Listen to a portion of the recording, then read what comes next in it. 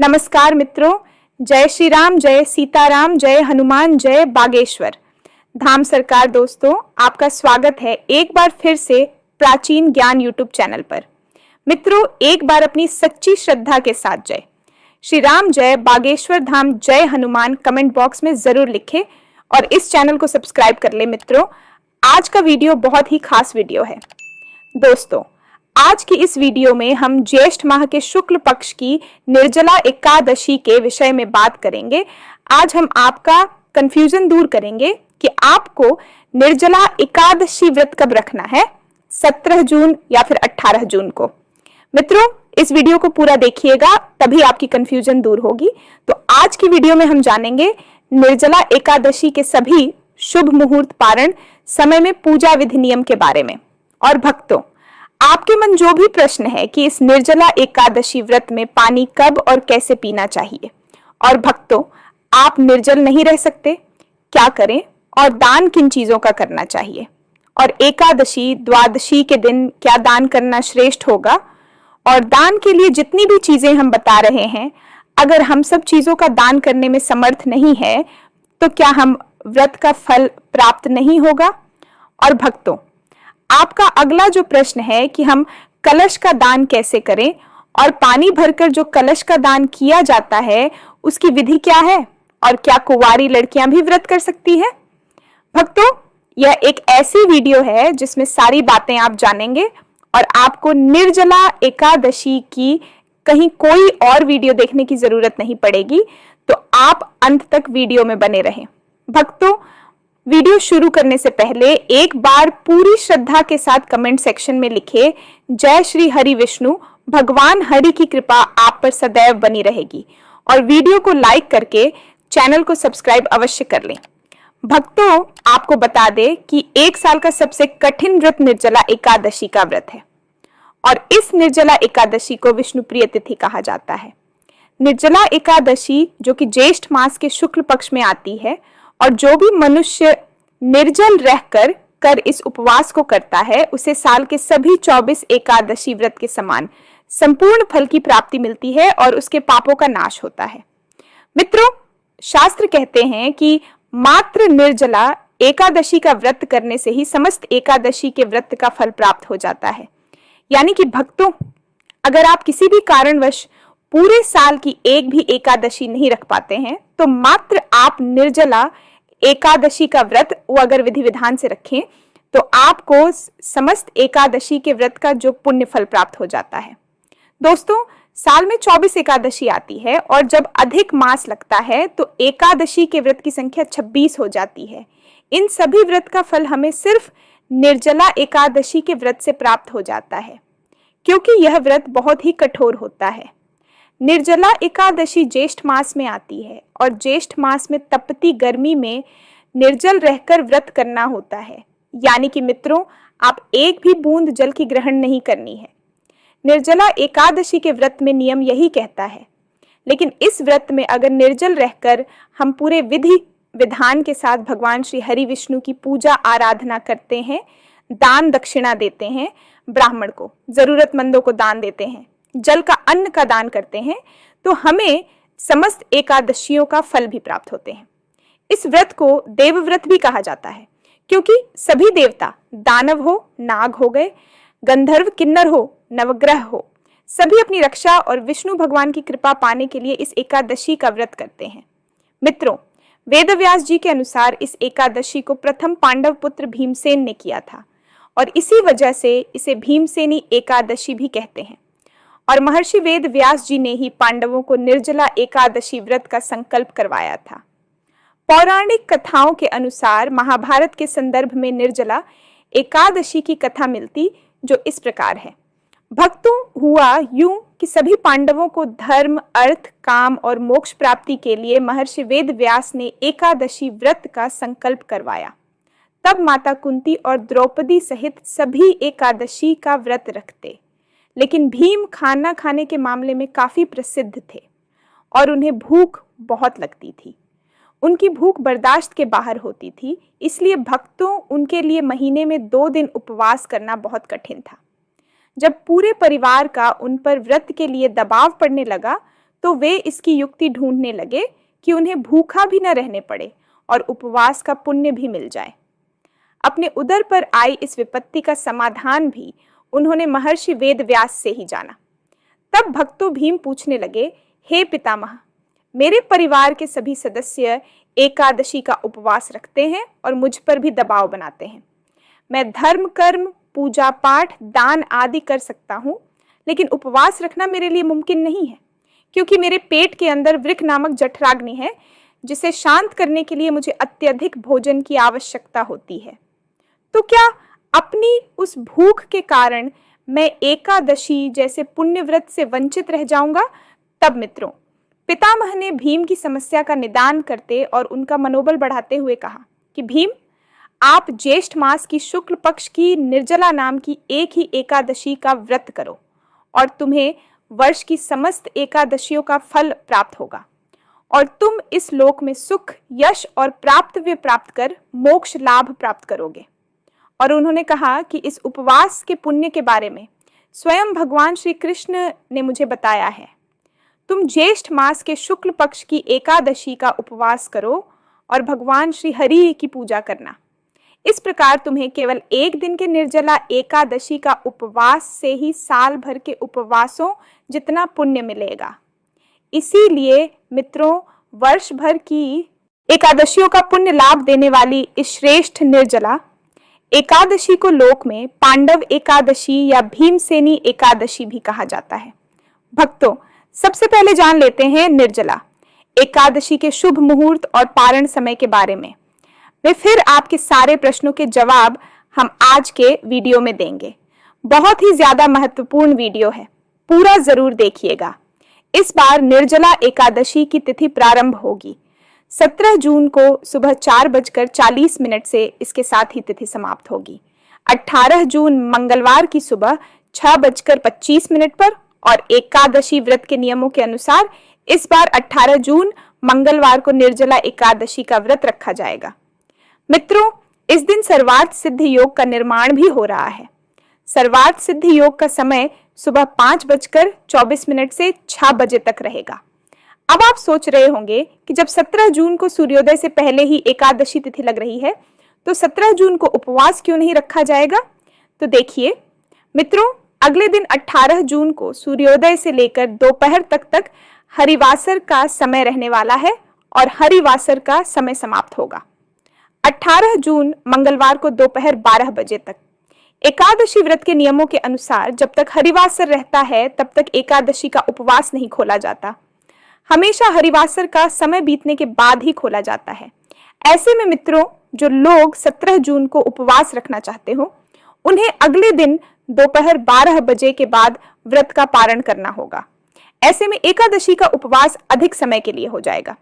इसलिए आप सभी को 18 जून को ही उपवास रखना चाहिए। जो लोग इस नियम का पालन नहीं करते और 17 जून को ही उपवास रखना चाहते हो, तो उन्हें यदि उपवास खोलना भी हो तो 18 जून मंगलवार को दोपहर 1 बजे से 3 बजे के बीच में अपना उपवास खोलना होगा। द्वादशी तिथि प्रारंभ 18 जून मंगलवार की सुबह 6:26 से और समाप्त होगी 19 जून बुधवार की सुबह 7:28 पर। क्योंकि बुधवार को सुबह जल्दी ही द्वादशी तिथि समाप्त हो जाएगी, इसलिए तिथि समाप्त होने से पहले आपको उपवास खोल लें। और भक्तों, पारण मुहूर्त के बारे में 19 जून बुधवार को एकादशी व्रत का पारण किया जाएगा सुबह 5:28 से सुबह 7:28 तक। व्रत खोलने से पहले जातक को भगवान विष्णु की आराधना करनी चाहिए और इस दौरान ऊ नमो भगवते वासुदेवाय मंत्र का जाप करना भी महत्वपूर्ण माना गया है। इसके बाद भगवान के समक्ष हाथ जोड़कर व्रत के दौरान हुई भूल चूक के लिए माफी मांगे। द्वादशी तिथि के दिन व्रत खोलने के बाद भोजन में चावल अवश्य होने चाहिए।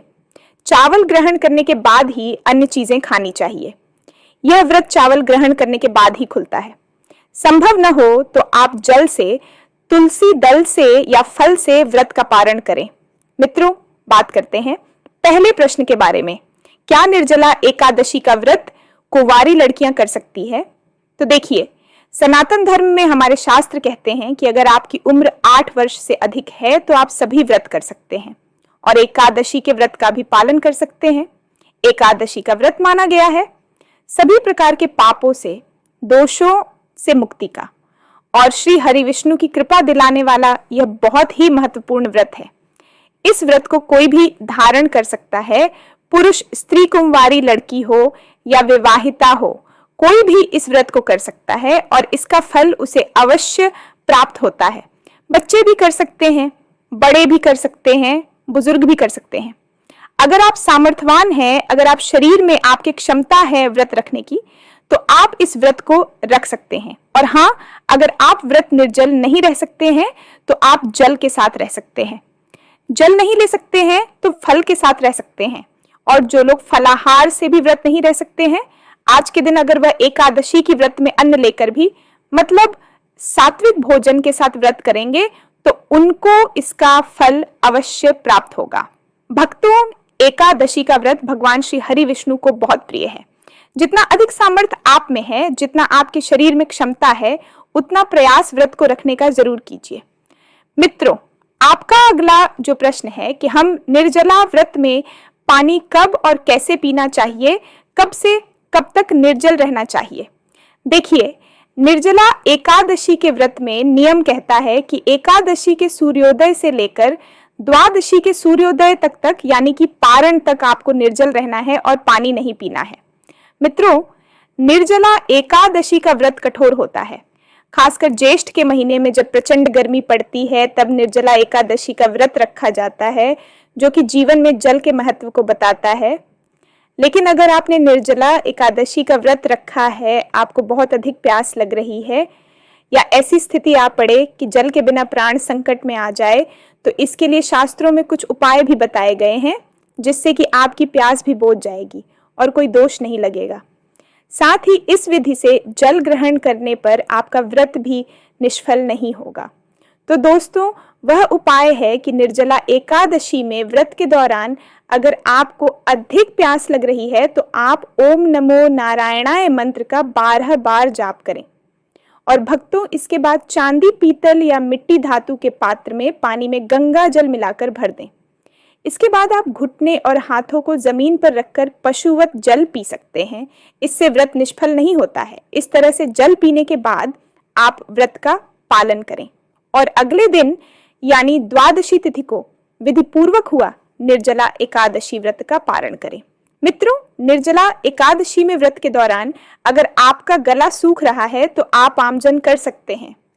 इसके अलावा आप कुल्ला करके पानी को बाहर निकाल सकते हैं। इससे पानी गले से नीचे नहीं जाएगा और आपका व्रत भी नहीं टूटेगा। भक्तों, अब बात करें निर्जल नहीं रह सकते हैं तो क्या करें। अगर व्रत करना चाहते हैं तो मित्रों, हमारे मन में श्रद्धा है कि हम श्री हरि विष्णु का यह व्रत करें और उनकी कृपा हमें भी प्राप्त हो। लेकिन हम निर्जल नहीं रह पाते हैं तो हमें क्या करना चाहिए। अगर आप निर्जल नहीं रह पाते हैं, जैसे कि कुछ समय कुछ ऐसे भी नियम होते हैं, जैसे कि हम प्रातः काल व्रत का संकल्प ले लें कि हम आज सूर्योदय से लेकर कल सुबह तक निर्जल ही रहने वाले हैं, तो आपको संकल्प का पालन करना चाहिए और आपको यह नियम पालन करने का पूरा प्रयास करना चाहिए। लेकिन अगर दोस्तों आप व्रत में संकल्प लेते हैं कि हम यथासंभव हो निर्जल रहने का प्रयास करेंगे, जितनी हमारे शरीर में क्षमता है उतना हम प्रयास करेंगे, ऐसा आप संकल्प लेते हैं, तो मान लीजिए आप दोपहर तक रह सकते हैं। निर्जल तो दोपहर तक रहेंगे। दोपहर में फिर श्री हरि विष्णु से प्रार्थना कर लीजिए, पूजा आराधना करके कि आप जल ग्रहण कर लीजिए। अगर आप नहीं रह पाते हैं और आप चाहे तो शाम तक रह लीजिए। मतलब दोस्तों, अपने शरीर की आखिरी क्षमता तक हमें कोशिश करना चाहिए व्रत को पूरा करने का। तो अगर आप शाम तक रह पाते हैं, देर शाम को, फिर आप भगवान श्री हरि विष्णु पूजा आराधना करते हैं। उसके बाद थोड़ा सा जल आचमन में लेकर ग्रहण कर सकते हैं। दूसरी चीज भक्तों, अगर आप बिल्कुल भी निर्जल नहीं रह पाते हैं तो आप जल के साथ भी इस व्रत को रख सकते हैं। ऐसे में आपको चाहिए कि आप जल आहार करें, मतलब आपको फल नहीं लेना है, कोई चीज ऐसे दांतों से चबाकर नहीं खानी है। आप जल के साथ या फिर आप चाय ले लीजिए, जूस वगैरह लेकर इस व्रत को कर लीजिए। अगर आप बिल्कुल भी निर्जल नहीं रह पाते हैं, शारीरिक रूप से अस्वस्थ हैं तो आप इस तरह से भी व्रत का पालन कर सकते हैं। आप सिर्फ जूस, चाय द्वारा, जल द्वारा इस व्रत को कर लीजिए। मतलब जल आहार के द्वारा निर्जला एकादशी का आप व्रत रख सकते हैं। भक्तों, अगला जो नियम है कि अगर आप जल से भी सक्षम नहीं है, आपको कुछ ना कुछ खाना जरूरी है। आप शारीरिक रूप से स्वस्थ नहीं हैं तो आप फलाहार के द्वारा भी इस व्रत को कर सकते हैं। फल के अलावा अगर आप बुजुर्ग हैं, आप चाहते हैं भगवान विष्णु का आशीर्वाद आपको मिले, कुछ तो मिले, जितना भी हम करेंगे, कम से कम भगवान श्री हरि विष्णु की कृपा कुछ तो हमें प्राप्त हो, तो ऐसे में आपको चाहिए कि आप एक समय अन्न ग्रहण कर लीजिए। या फिर भक्तों, आप जो फलाहारी भोजन होते हैं, आप उसे ग्रहण करके भी व्रत के नियम का पालन कर सकते हैं। यानी कि मित्रों, आप जितना भी आप प्रयास करें कि आज का दिन आपका व्यर्थ न जाए। निर्जला एकादशी साल की सबसे बड़ी एकादशी है, तो आप अधिक से अधिक अपनी शारीरिक क्षमता के अनुसार भगवान श्री हरि विष्णु की कृपा प्राप्त कर सके तो आप व्रत का जो भोजन होता है, फलाहारी भोजन जो होता है, आप उसे लेकर के भी कर सकते हैं। भक्तों, आप भोजन में सेंधा नमक ले सकते हैं और आप जैसे कि व्रत में कुत्तू का आटा, सिंघाड़े का आटा, इसके द्वारा भी व्रत कर सकते हैं। अगर आप इससे भी सक्षम नहीं हैं तो मैं आपको कहूंगा कि आप अन्न लीजिए, सात भोजन लीजिए। सात्विक भोजन का मतलब लहसुन प्याज का त्याग कर दीजिए, इससे भी आपको एकादशी का पुण्य फल प्राप्त होगा। और आप व्रत की कथा सुनिए और आज भगवान की पूजा आराधना कीजिए, उनके मंत्रों का जाप कीजिए। अधिक से अधिक समय भगवान श्री हरि विष्णु के चरणों में आप भी व्यतीत कीजिए। भक्तों, आपका अगला प्रश्न है कि निर्जला एकादशी के दिन हम किस चीज का दान करें। तो भक्तों, आज के दिन आप गाय का दान कर सकते हैं और आज के दिन दान में आप अपने सामर्थ्य के अनुसार अन्न का, वस्त्र का दान कर सकते हैं, फलों का दान कर सकते हैं, सब्जियों का दान कर सकते हैं। भक्तों, आपकी सामर्थ्य है, जितना आपके पास से धन की क्षमता है, उस हिसाब से आपको दान करना चाहिए। और एकादशी के दिन जल दान का विशेष महत्व है, तो जल का दान आप अधिक से अधिक कीजिए, क्योंकि जल दान से ही सर्वश्रेष्ठ फल की प्राप्ति होती है। निर्जला एकादशी के व्रत में तो जल का दान आप अधिक से अधिक कीजिए। जीव जंतुओं के लिए पानी की व्यवस्था कीजिए। आप अपनी छत पर किसी पात्र में जल भरकर रखें, जो कि पक्षियों के लिए पानी की व्यवस्था हो जाएगी। अगर आप पर राहगीरों के लिए पानी की व्यवस्था कर सकते हैं, प्याऊ लगा सकते हैं, बहुत श्रेष्ठ फल की प्राप्ति होती है। और भक्तों, एकादशी के दिन या द्वादशी के दिन किस दिन दान करना श्रेष्ठ होता है? देखिए, दोनों ही दिन आप दान कर सकते हैं। यानी कि भक्तों, एकादशी के दिन भी आप दान कर सकते हैं और द्वादशी के दिन तो हमें दान करना ही होता है। अपने पारण से पहले दान करना श्रेष्ठ होता है और जरूरी होता है। तो एकादशी, द्वादशी दोनों ही दिन में किसी भी देना दान कर सकते हैं या दोनों ही देना दान कर सकते हैं, कोई संशय मन में नहीं है। अब दोस्तों, बात कर लेते हैं कलश दान की। देखिए, कलश में जल भरना होता है तो आपको मिट्टी का कलश लेना है। आप चाहे तो तांबे का या किसी धातु का भी कलश ले सकते हैं। तो आप कलश में शुद्ध जल भरें। अपने घर में ही आपको शुद्ध जल भरना है, घर से ही जल भरकर लेकर जाना है। उसके ऊपर आपको सफेद कपड़ा रखना है। सफेद कपड़े से उस कलश को ढक दीजिए और उसके ऊपर चीनी रखना है। और अगर आप और भी चीजें दान करना चाहते हैं, जैसे फल दान कर सकते हैं, आप इस कलश के साथ कर सकते हैं। तो इस तरह से फल, वस्त्र उस कपड़े के साथ ही आपको कलश लेना है और दक्षिणा के साथ दान करना है और अपने घर से ही भरकर लेकर जाना है। ऐसा नहीं कि आप खाली कलश लेकर जाएं और पंडित जी के घर पर ही आप कलश भरे और वहां से उनको दान कर दें। ऐसा नहीं करना। घर से ही आपको सारी सामग्री तैयार करके लेकर जानी है। और चाहे तो आप पंडित जी को दान कर दीजिए या फिर आप पर मंदिर में भी दान कर सकते हैं। तो इस विधि से हमें एकादशी के दिन दान करना होता है। लेकिन व्रत करने वाले और आचमन भी करने वाले लोगों को निर्जला एकादशी वाले दिन इन 3 बातों का विशेष ध्यान रखना चाहिए। गुरुजी कहते हैं कि स्त्रियों को एकादशी वाले दिन अपने बाल बिल्कुल भी नहीं धोना चाहिए। साथ बाल कटवाना भी इस दिन निषेध माना जाता है। माना जाता है कि जो भी एकादशी पर अपने बाल धोता है या करवाते हैं, उनके पति पर संकट आता है और उन्हें खुद अगले जन्म में नागिन का जन्म मिलता है। इसी के साथ एकादशी वाले दिन किसी को भी मांस, मदिरा, मसूर की दाल, उड़द की दाल, बैंगन और चावल का सेवन नहीं करना चाहिए। मित्रों, जो व्यक्ति ऐसा करता है वह नरक का भागी होते हैं और उन्हें 84 लाख योनियों में भटकना पड़ता है। इसके अलावा दूसरी वस्तु जो गुरुदेव ने बताई वह यह है कि एकादशी से एक दिन पहले और निर्जला एकादशी वाले दिन स्त्रियों को भूलकर भी अपने घर में चावल नहीं पकाना चाहिए, क्योंकि भगवान विष्णु की देवी माया से डरकर चावलों में जाकर छुप गए थे और एकादशी वाले दिन जो व्यक्ति चावलों का सेवन करता है वो उतने ही पाप कर्म आता है और अपने परिवार के लिए संकट को ज्यादा पैदा करता है। तो दोस्तों, ये थी वो जरूरी बातें जो गुरु जी ने अपने भक्तों को एकादशी व्रत में ध्यान रखने की सलाह दी है। शास्त्रों के अनुसार निर्जला एकादशी व्रत करने से संतान की प्राप्ति होती है। इस व्रत में अन्न और जल का सेवन नहीं किया जाता है।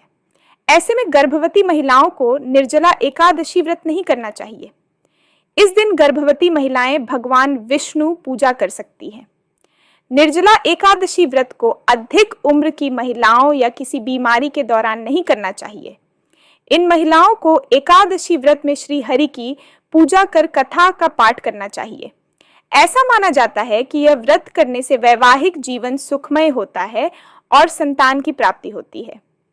हिंदू रीति रिवाजों की माने महिलाओं को मासिक धर्म के समय पूजा पाठ करने की मनाही है। ऐसे में मासिक धर्म के दौरान महिलाओं को निर्जला एकादशी व्रत नहीं करना चाहिए। अगर व्रत के समय मासिक धर्म आ जाए तो व्रत रखकर किसी और के द्वारा पूजा अर्चना करवा सकते हैं। माना जाता है कि इससे पूजा सफल होगी। उम्मीद करते हैं कि गुरु जी की बताई हुई बातें आपको ज़रूर पसंद आई होगी। अगर आपको ये वीडियो अच्छी लगी हो तो वीडियो को लाइक ज़रूर कर दीजिएगा और कमेंट बॉक्स में जय श्री राम, जय बागेश्वर धाम सरकार, जय हनुमान, जय श्री सीताराम ज़रूर लिखें और इसे ज़्यादा से ज़्यादा शेयर करके बाकी लोगों तक पहुंचाया जाए। तो मिलते हैं अगली वीडियो में। तब तक आप अपना ध्यान रखें, स्वस्थ रहें, सुरक्षित रहें। धन्यवाद।